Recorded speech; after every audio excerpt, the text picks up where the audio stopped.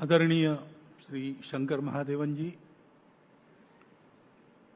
आदरणीय नितिन जी, आदरणीय देवेंद्र जी, अनिल जी, बावनकुळे जी, सभी अन्य खासदार सांस्कृतिक महोत्सव के समिति के सदस्यगण, कार्यकर्ता, उपस्थित सज्जन, माता भगिनी,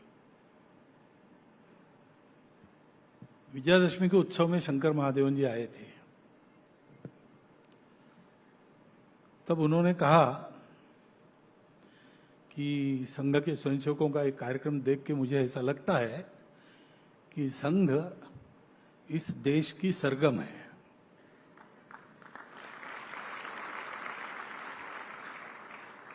आज उन्होंने अपने सरगम से हमारे सामने संघ खड़ा किया है।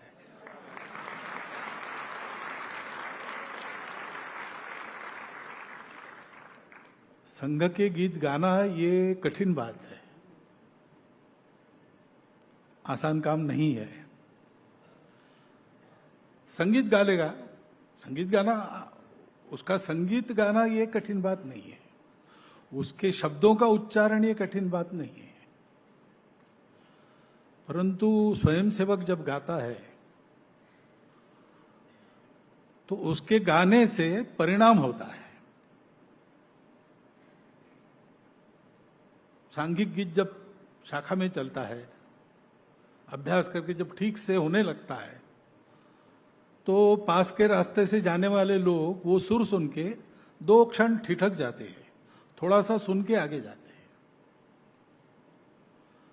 स्वयंसेवक स्वयं गा रहे होते तब उनके अपने जीवन में परिवर्तन आता है, प्रत्यक्ष अनुभव है। यहां बहुत सारे स्वयंसेवक बैठे हैं, उनको पता है, उनका अनुभव है। व्यक्तिगत गाता है, व्यक्तिगत गीत स्वयंसेवक, तो सार्वजनिक सभा हो या संघ का बौद्धिक वर्ग हो,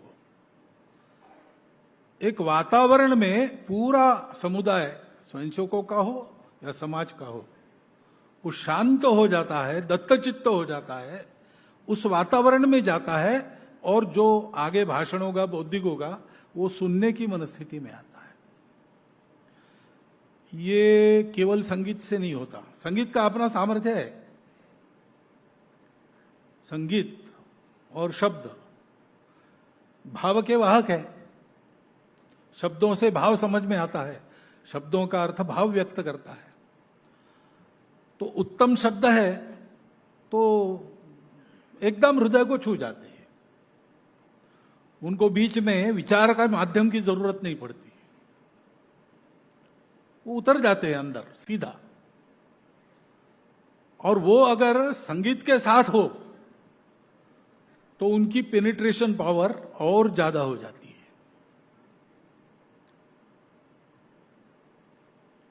लेकिन कोई अच्छे गायक ऐसे गाएं तो परिणाम होता है, लेकिन गाने वाले का अच्छे गायक होना जरूरी नहीं है। टुकड़ोजी महाराज भजन गाते थे, लाउडस्पीकर भी नहीं होता था, गैस बत्ती के प्रकाश में उनके भजन आपने सुने हैं। 20-20 हजार किसान बैलबंडी लेके अपने गांवों से आके रात भर सुनते रहते थे। ये केवल शब्दों की और संगीत की या आवाज की जादू नहीं है। उन शब्दों के पीछे जीवन की तपस्या है। संघ के गीत, उसके कवि कौन है, ये खोजना बड़ी मुश्किल बात है।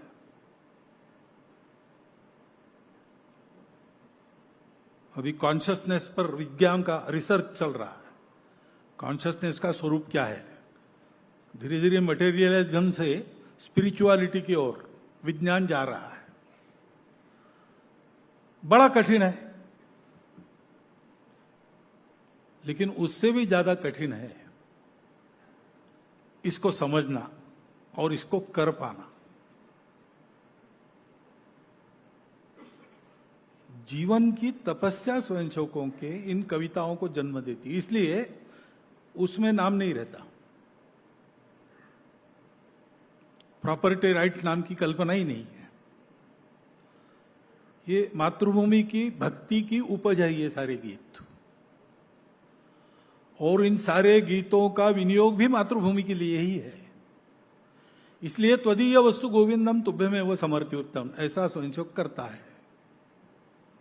संघ के पास सब भाषाओं के भारत के गीत है और सब गीतों की संख्या मुझे लगता है कि 25-30 हजार से कम नहीं होगी। एक से एक उत्कृष्ट गीत है।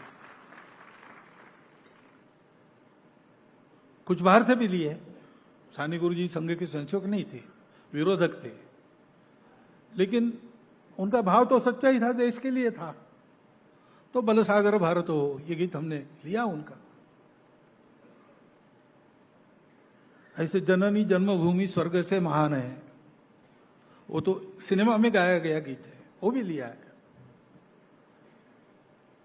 परंतु इन सब गीतों के पीछे वो जो भावना है वो जीवन से आती है, और वो भावना समर्पण की है। इसलिए त्वदीय वस्तु गोविंदम तुभ्यमेव समर्पितम। उसके कवि का पता लगाना मुश्किल काम है। जैसे कॉन्शियसनेस का मुश्किल है, वैसे कवि के नाम का पता लगाना ये भी मुश्किल बात है। लेकिन कहीं कहीं मिल जाते हैं, क्योंकि कई बार हमारे सामने ही गीत तैयार हुए। तो यहां नागपुर में कार्यक्रम था और व्यक्तिगत गीत नहीं मिल रहा था। 4 दिन पे कार्यक्रम आया, तो उस समय के नागपुर के कार्यवाह अच्छराज जी व्यास कार्यालय में आए थे। तो कृष्णराव मोरिल ने उनको एक कमरे में बंद कर दिया और कहा कि जब तक तुम गीत देते नहीं तब तक तुम्हारी छुट्टी नहीं। तो 3-4 घंटों में गीत तैयार हुआ और वो बाद में गाया गया, ध्येय साधना अमर रहे, जिसमें शब्द है, तेरा वैभव अमर रहे मां, हम दिन 4 रहे न रहे। तो ये गीत गाना बड़ा कठिन है। परंतु कल मैंने शंकर जी की गाई संघ की प्रार्थना सुनी और आज उनके ये गीत सुने, तो जैसे स्वयंसेवक गाएगा वैसा ही उन्होंने गाया है।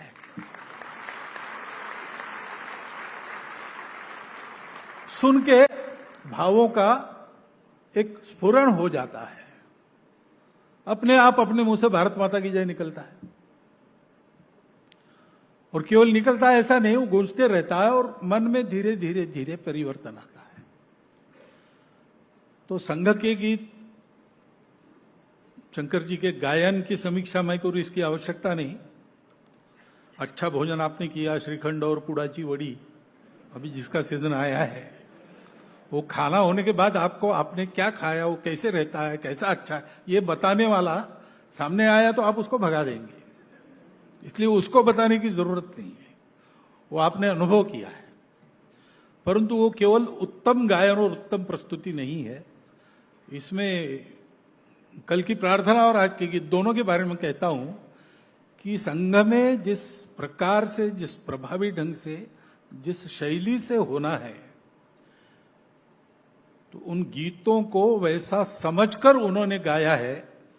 ये एक, मैं मानता हूं कि एक अशक्य कोटि की बात है ऐसा कर पाना, लेकिन वो उन्होंने की है।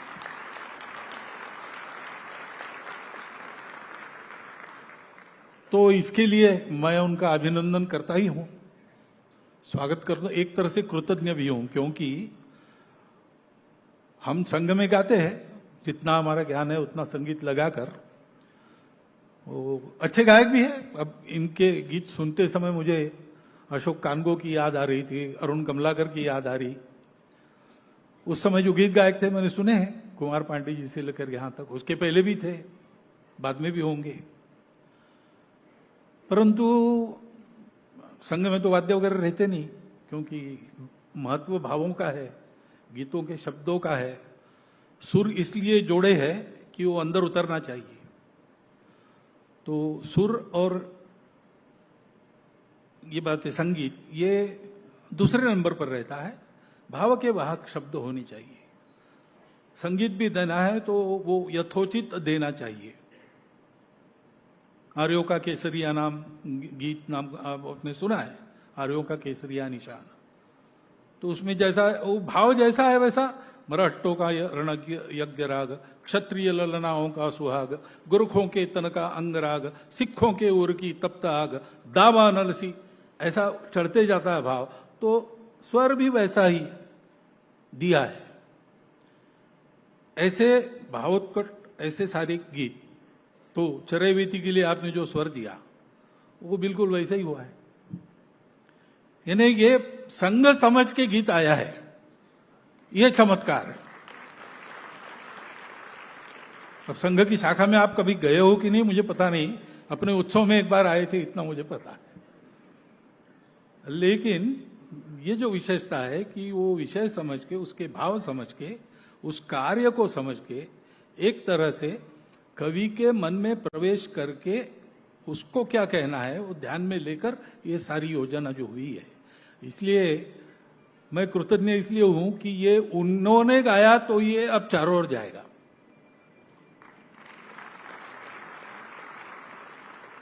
और संघ चारों ओर जाए ना जाए, जाए ना जाने, ले जाने के लिए हम बैठे हैं यहां पे, हम ले जाएंगे उसको।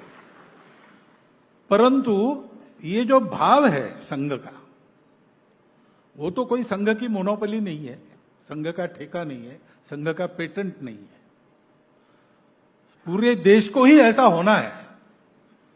संघ के कारण हुआ तो अच्छी ही बात है, और किसी ने किया तो भी चलेगा, लेकिन ये होना चाहिए।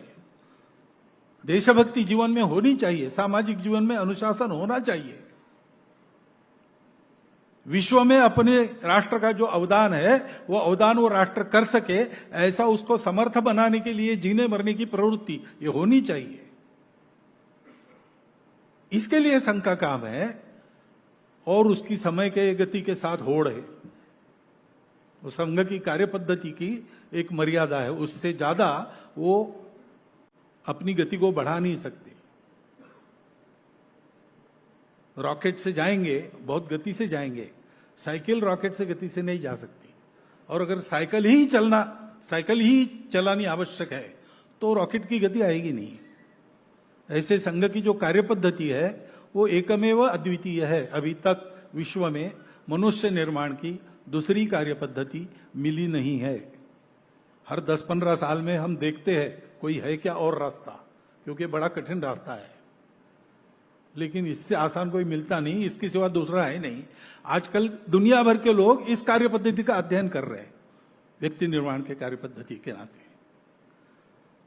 तो हमारी गति तो एक मर्यादित है, लेकिन इनका ये जो गीत का कार्यक्रम हुआ अच्छा होगा, 3 घंटे का आगे होगा यहाँ पे। उस समय मैं रहूंगा नहीं रहूंगा पता नहीं, रहूंगा तो जरूर आऊंगा सुनने के लिए। परंतु वो जो इनके द्वारा जाएगा समाज में, संघ जाए न जाए, ये गीत जरूर जाएंगे, उनके भाव जरूर जाएंगे। और उन्होंने ऐसा गाया है कि जैसे संघ में इन गीतों को गाते सुनते मनुष्यों में परिवर्तन आता है, वैसे इनके गीतों से भी उसी प्रकार का परिवर्तन समाज में आने लगेगा। और इसलिए उनके प्रति मैं कृतज्ञता भी व्यक्त करता हूं और उनको आह्वान करता हूं कि पहली बार आपने ये गाए इस प्रकार के गीत, अब इस प्रकार के गीत ही आप ज्यादा गाइए, तो आपका संगीत एक देशभक्ति हो जाएगी और उसकी बहुत आवश्यकता है। बस इतना एक अनुरोध है, उसका आप विचार कीजिए, इतनी प्रार्थना करता हूं। सभी आयोजकों को धन्यवाद देता हूं, सभी स्वयंसेवक ही है, इसलिए बहुत ज्यादा धन्यवाद देना उनको भी अच्छा नहीं लगेगा, परंतु आज उन्होंने मुझे भी शाल ओढ़ाई है कुछ न करते हुए, तो इसलिए मुझे भी थोड़ा धन्यवाद देना चाहिए। मैं दे रहा हूं और इस पूरे कार्यक्रम के लिए उनका भी अभिनंदन करता हूं और मेरी 4 शब्द समाप्त करता हूं।